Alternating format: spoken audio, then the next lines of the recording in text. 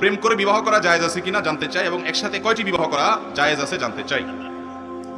ভাই, মানুষ একটাই করতে পারেন, আপনি কয়টা প্রশ্ন জিজ্ঞেস করছেন? আল্লাহ জানে কি করার নিয়ত নাকি আজাইরা প্রশ্ন। দেখেন, বিয়ের আগে অবৈধ সম্পর্ক করা হারাম। বিয়ের আগে অবৈধ সম্পর্ক করা কি হারাম। এই হারামটা যারা করে তাদের বৈবাহিক জীবনে আরাম কম হয়। এই হারামটা যারা করে তাদের বৈবাহিক জীবনে আরাম কম হয়, এটা অভিজ্ঞতা দ্বারা প্রমাণিত। আশেপাশে নানি খেয়াল করে দেখেন, বিয়ের আগে অতিরিক্ত প্রেম, অতিরিক্ত ভালোবাসা যখন উতরায়, সময় মতো যখন ভালোবাসার দরকার হয়, তখন ভালোবাসার পুঁজিতে টান পড়ে। কথা কি বুঝাতে পারছি? তখন ভালোবাসার পুঁজিতে কি পড়ে? টান পড়ে। বিধায় এটা করা উচিত না। আর একসাথে যদি একাধিক বিয়ে কেউ করতে চায়, ইসলামী শরীয়তের কোনো বাধা নাই। সে যদি তার পিঠ বাঁচাইতে পারে, শ্বশুরবাড়ির মাইদ্যর, নতুন বউর মাইদ্যর, বউদের ঝগড়াঝাটি এগুলো সব সামলাইতে পারে। আর তার চাইতে বড় কথা হলো, একাধিক স্ত্রী থাকলে তাদের মধ্যে সমতা রক্ষা করা কি সুন্নত না ফরজ? ফরজ। সে এটা করতে পারবে কিনা, নিজের উপর নিজের কতটা আত্মবিশ্বাস বা কনফিডেন্ট আছে, এটার উপর নির্ভর করবে তার জন্য একাধিক বিয়ে জায়েজ কিনা। যদি করতে পারে, তার সে ক্ষমতা আছে, নিজের উপর নিজের সে আত্মবিশ্বাস আছে যে সে আল্লাহ নাফরমানি করবে না, নতুন বদ্দিক টানবে না, পুরান বউর উপরে সে জুলুম করবে না, সমান হারে সবাইকে ভরণ পোষণ দিবে, সবার সাথে সময় কাটানো, সবকিছু সমান হারে দিবে, কোনো প্রকার বেইনসাফি করবে না, এই আত্মবিশ্বাস যদি তার থাকে, আর বিবাহ করার পর সবার হক আদায় করার ক্ষমতা থাকে, এবং ওই যে পাশাপাশি আজকালকার বাস্তবতা অনুযায়ী যে এর পরবর্তী যে পরিস্থিতি হবে এটা সামলানোর ক্ষমতা যদি তার থাকে, তাহলে ইসলামের দৃষ্টিতে কোনো বাধা নাই। মাসআলা শুনে করলেন, এরপরে মাইদ্যরকে আমার দৌড় দিলেন, তাহলে হবে না।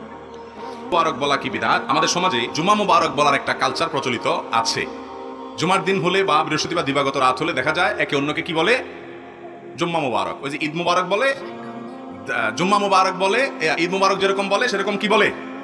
জুম্মা মুবারক বলে। তো মূলত ঈদ উপলক্ষে, ঈদ উল ফিতর বা ঈদ উল আজহা উপলক্ষে সাহাবীরা একে অন্যকে শুভেচ্ছা জানাতেন এবং একে অন্যকে ঈদ উল আজহা, ঈদ উল ফিতর উপলক্ষে দোয়া করতেন, তাকাব্বালাল্লাহু মিন্না ওয়া মিনকুম। তাকাব্বালাল্লাহু মিন্না মানে রমজানে যত ইবাদত করলাম, ঈদ উপলক্ষে আল্লাহ আমাদের সেগুলো যেন কবুল করেন। আর কোরবানির ঈদের আগে জিলহজের প্রথম 10 দিন ইবাদত বন্দেগী যা করতে পারলাম সেগুলো যেন আল্লাহ আমাদের কবুল করেন। ঈদটা হলো মূলত ইবাদতের কারণে। রমজানের সারা মাস ইবাদত করেছেন, সেজন্য একটু আনন্দের সুযোগ ঈদ উল ফিতর।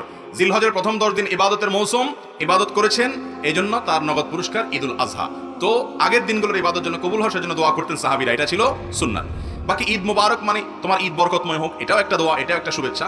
জুমার দিন উপলক্ষে কোনো শুভেচ্ছা বিনিময় করার কথা সাহাবায়ে কেরাম থেকে বর্ণিত নাই। ইসলামের কাজ হিসাবে, ধর্মের কাজ হিসাবে যদি কেউ কোনো ফরম্যাট, কোনো ইবাদত, কোনো ভালো কাজের সিস্টেম চালু করে, অথচ সেই ব্যাপারে কোরআন হাদিসে কোনো প্রুফ না থাকে, একটা হলো যে ওয়াসিলা বা মাধ্যম, মৌলিকভাবে ধর্মীয় কাজ না, যেমন এই যে মাইকের ব্যবহার, এটা মাধ্যম আওয়াজটাকে পৌঁছানোর জন্য, এই মাইক ব্যবহার করা আলাদা কোনো ইবাদত না। আরেকটা হলো মূলগতভাবে ইবাদত, যেটা মূলগতভাবে ইবাদত মাকাসেদ যেটাকে বলা হয়, সেখানে নতুন কিছু সংযোজন করা যাবে না, সেখানে সেটাই গ্রহণ করতে হবে যেটা কোরআন এবং হাদিস থেকে বর্ণিত হয়ে এসেছে। অতএব জুমা মুবারক এরকম বলা বা জুমার দিন উপলক্ষে কোনো অভিবাদন আদান প্রদান করার কোনো শিক্ষা, কোনো নির্দেশ কোরআন হাদিস থেকে আমরা পাই না।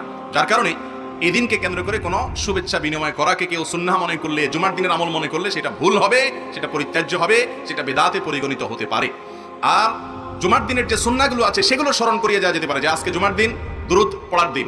সপ্তাহের মধ্যে দুরূদ পড়ার জন্য সবচেয়ে শ্রেষ্ঠ দিন কোনটা? জুমার দিন। নবী করিম সাল্লাল্লাহু আলাইহি ওয়াসাল্লাম বলেছেন, আকসিরু আলাইয়া মিনাস সালাতি মিন ইয়াউমিল জুমআতি ওয়া লাইলাতিল জুমআহ, বাইহাকির হাদিস। তোমরা জুমার রাতে এবং জুমার দিনে আমার প্রতি বেশি বেশি দুরূদ প্রেরণ করবা। দুরূদ পাঠের শ্রেষ্ঠ সিজন মৌসুম হলো জুমার দিন। জুমার দিনের দুরূদটা হলো সবচেয়ে শ্রেষ্ঠ দুরূদ।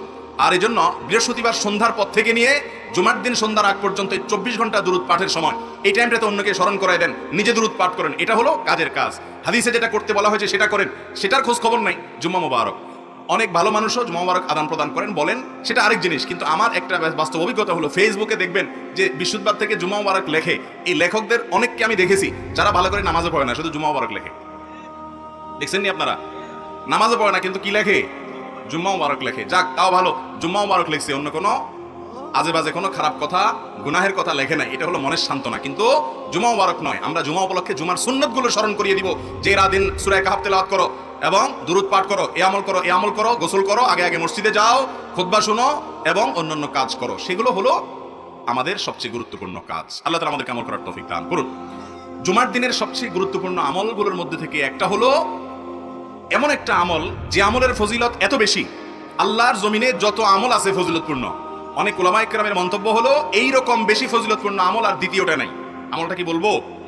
আমলটা হলো জুমার দিন যদি কেউ গোসল করে, গোসল ফরজ হয়, গোসল করে, গোসল করার পর আগে আগে ঘুম থেকে উঠার পর মসজিদে আগে আগে যায়, মসজিদে আগে আগে যায়, পায়ে হেঁটে হেঁটে মসজিদে যায় এবং আগে আগে গিয়ে ইমামের খুব কাছাকাছি গিয়ে বসে, খুতবা শ্রবণ করে, কোনো কথাবার্তা বলে না, অনর্থক কাজ করে না, এই কাজগুলো যদি কেউ ঠিকঠাক মতো করে তার প্রতি কদমে 1 বছর, কোনো কোনো বর্ণনা আরো অনেক বেশি বছরের কথা বলা হয়েছে, ইবাদতের সওয়াব সে পাবে। নামাজ, নফল নামাজের সওয়াব পাবে, আবার রোজা রাখারও সওয়াব পাবে। এবার হিসাব করে দেখেন কি পরিমাণ সওয়াব নিজের করে নিতে পারে জুমার দিনের আমলের মাধ্যমে। এই জন্য জুমার দিনে এই সমস্ত আমলের কথা আমরা এক অন্যকে স্মরণ করাবো ইনশাআল্লাহ।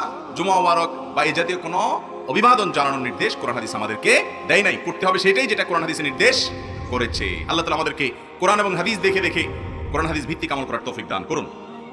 এরপর প্রশ্ন হলো, মৃত ব্যক্তি যদি কোনো ওসিয়ত করে যান আর সেটা যদি মানতে না পারে তাহলে কি মৃত ব্যক্তির কোনো ক্ষতি হবে? মৃত ব্যক্তির ক্ষতি হবে না, কিন্তু আপনার ক্ষতি হবে।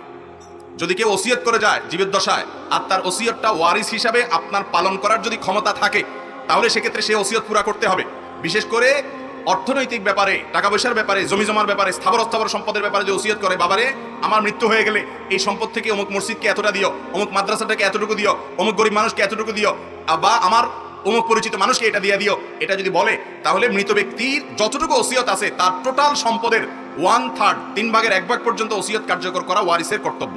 ফর এক্সাম্পল, আপনার বাবা দুনিয়া থেকে যাওয়ার আগে ওসিয়ত করে গেছেন, যা ওসিয়ত করে গেছেন সেটার ভ্যালু, সেটার দাম, মূল্য দাঁড়ায় হলো 2 লাখ টাকা, আর উনি টাকা রেখে গেছেন 10 লাখ টাকা, তাহলে 10 লাখ টাকার 1/3 হয় 3,33,000 সামথিং। তাহলে তিনি তো 2 লাখের ওসিয়ত করে গেছেন, তাহলে 3 লাখে এই 3,33,000 অর্থাৎ 1/3 ভিতরে আছে। তাহলে এই ওসিয়ত পুরা করাটা ওয়ারিসের উপরে ফরজ, ওয়াজিব, এটা তার উপরে আবশ্যক, এটা না করলে গুনাহ হবে। কথা কি বুঝাতে পারছি? এখন আপনি যদি মৃত ব্যক্তির ওসিয়ত পুরা না করেন তাহলে আপনার গুনাহ হবে, মৃত ব্যক্তির কোনো গুনাহ হওয়ার কারণ থাকতে।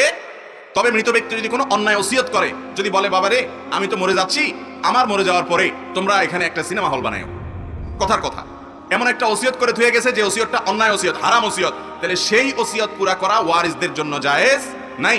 কিন্তু বৈধ ওসিয়ত করলে সেটা পূরণ করার চেষ্টা করতে হবে যদি সাধ্যে থাকে। তার নিজের সম্পদের ব্যাপারে ওসিয়ত করে গেলে ওয়ারিসরা সেই সম্পদের ব্যাপারে গড়িমসি করতে পারবে না। ভাইরা আমার, আমরা বেশিরভাগ মানুষ যারা সমাজে অবৈধ উপার্জন করেন, যত মানুষ আছেন, একেবারে সাধারণ রিকশাওয়ালা থেকে নিয়ে পদস্থ কর্মকর্তা পর্যন্ত যত মানুষ অবৈধ উপার্জন করেন, হালাল হারাম বাজ বিচার করেন না, এটা তারা কেউ নিজের জন্য করেন না, সবাই করেন হলো ফ্যামিলির জন্য। ঠিক না ঠিক? নিজের একটা পেটের জন্য মানুষ এত দুর্নীতি করে না। দুর্নীতি, অন্যায়, উপার্জন এটা মানুষ করে কাদের জন্য ভাই? ছেলে মেয়ের জন্য, বউ বাচ্চার জন্য। ঠিক না ঠিক? কিন্তু এই ফ্যামিলি বা বউ বাচ্চা এরা কিন্তু আপনার এই সম্পদ অবৈধভাবে উপার্জনের দায় কেউ নিবে, বরং আপনি যদি এই সম্পদ দান করতে চান তারা বাধা দিবে। ঠিক না ঠিক? আপনি জীবদ্দশায় ওসিয়ত করে গেলে অনেক সময় তারা পূরণ করবে না, এর সম্ভাবনা অনেক বেশি। ঠিক না ঠিক? অনেক বেশি দান করলে বলবে আব্বা এত দান করে কেন, এত কি দেওয়ার দরকার আছে, মানুষ কি এত দেয়? আপনি কিন্তু কষ্ট করে কামাই করছেন, বাদ সাধবে তারা। কিয়ামতের ময়দানে আপনার অবৈধ উপার্জনের চুল পরিমাণ দায়িত্ব কেউ নিবে না, আপনাকেই নিতে হবে, অথচ ভোগ করবে তারা। ঠিক না ঠিক? তো এর মতো বোকামি আর কিছু হতে পারে না। তো যাই হোক, মৃত মানুষের ওসিয়ত সন্তানরা পূরণ করতে হবে, ওয়ারিসরা পূরণ করতে হবে। ওনার টাকা উনি ওসিয়ত করে গেছেন, আপনি আটকানোর কে? কিন্তু আমরা অনেকে আটকাই বা দিতে চাই না। এখান থেকে বোঝা যায় সন্তানদেরকে সম্পদের পাহাড় গড়ে তোলা, দিয়ে যাওয়া, বৈধ অবৈধ বাস বিচার করা ছাড়া এটা নির্বুদ্ধিতা। তাদেরকে মানুষ বানায় যান, আল্লাহর খাঁটি বান্দা বানায় যান, আপনার জীবনটা উপভোগ্য হবে দুনিয়াতে, আখিরাতে অনেক পরে। আর যদি এটা না করেন তাহলে সন্তানের হাতেই লাঞ্ছিত বেজ্জত যদি নাও হন, আপনার মৃত্যুর পরে আপনার সম্পদ তারা শুধু ভোগ করবে না, তসরুফ করবে, কিন্তু দায় আল্লাহর কাছে কিয়ামতের ময়দানে নিবে।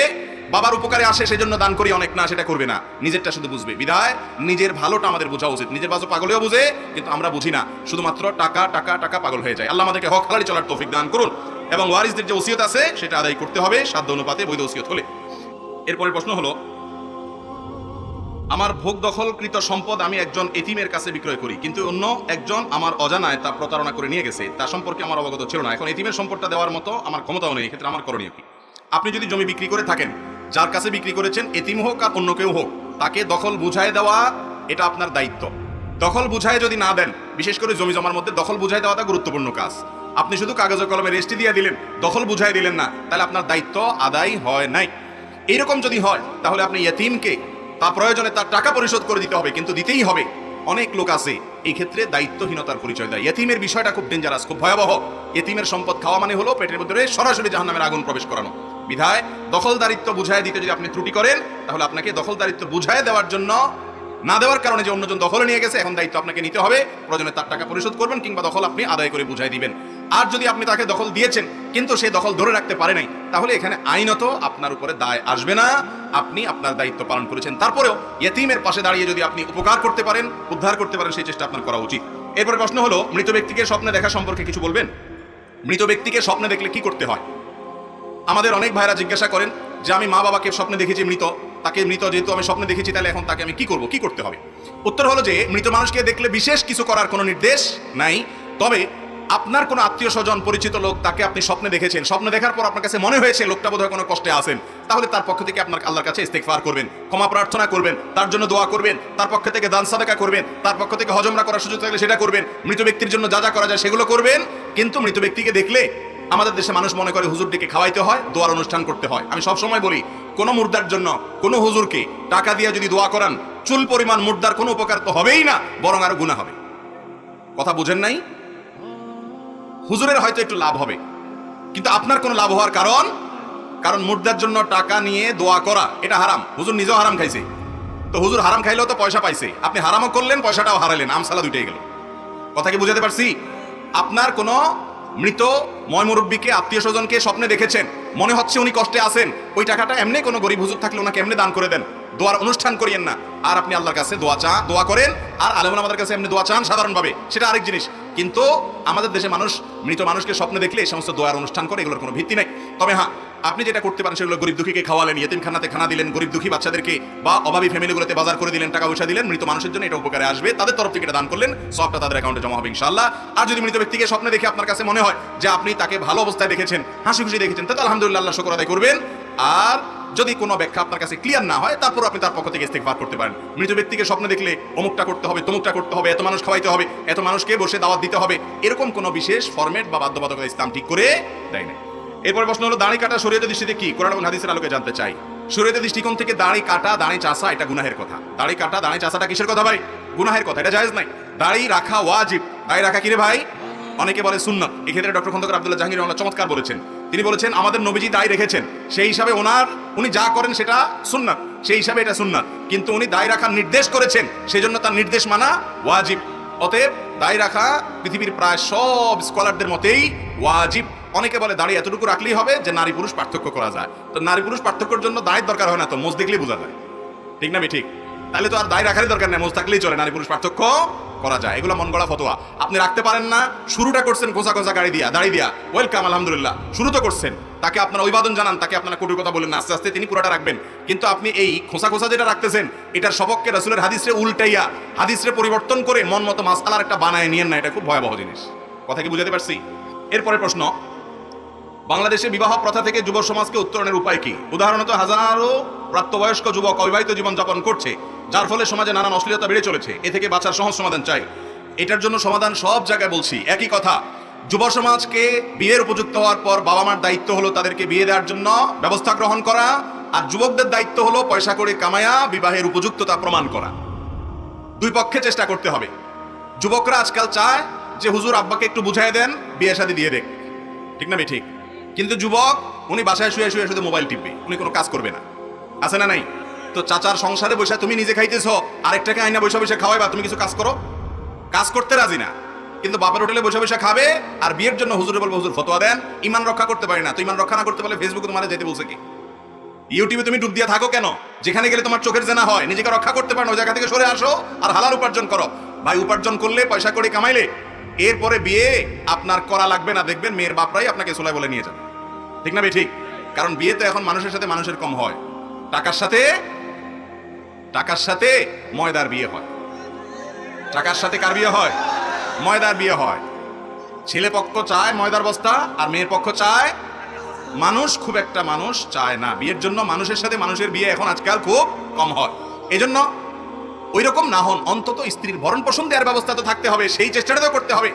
এটা হলো যুবকদের জন্য। আর মুরব্বী চাচারা যারা আছেন, আপনাদেরকে বলতেছি, ছেলে যখন বিয়ের উপযুক্ত হবে, আল্লাহ যদি আপনাকে অ্যাবিলিটি দেয়, ছেলেকে সহযোগিতা করে হলেও বিয়ে দিয়ে দেন। কারণ যদি বিয়ে না করান, সে এখনকার যে সময়, এখনকার যে পরিস্থিতি, চতুর্দিকে জেনার হাতছানি, বাঁচতে পারে না, কঠিন হয়ে গেছে।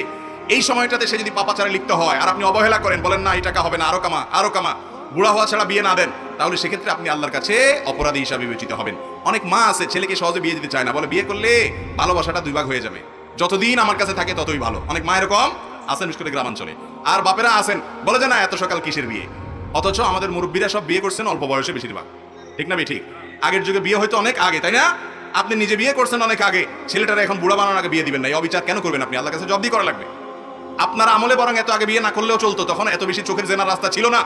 এখন যুবকদের নষ্ট করার জন্য হাজারো রাস্তা খুলে গেছে, এদেরকে বরং আরো আগে বিয়ে দেওয়া উচিত। অতএব মুরব্বীরা একটু দয়া মায়া করেন, আর না হলে গুনাহগার হবেন। আর যুবকরা ঠিক ঠিক না বলে পয়সা কামাই করেন।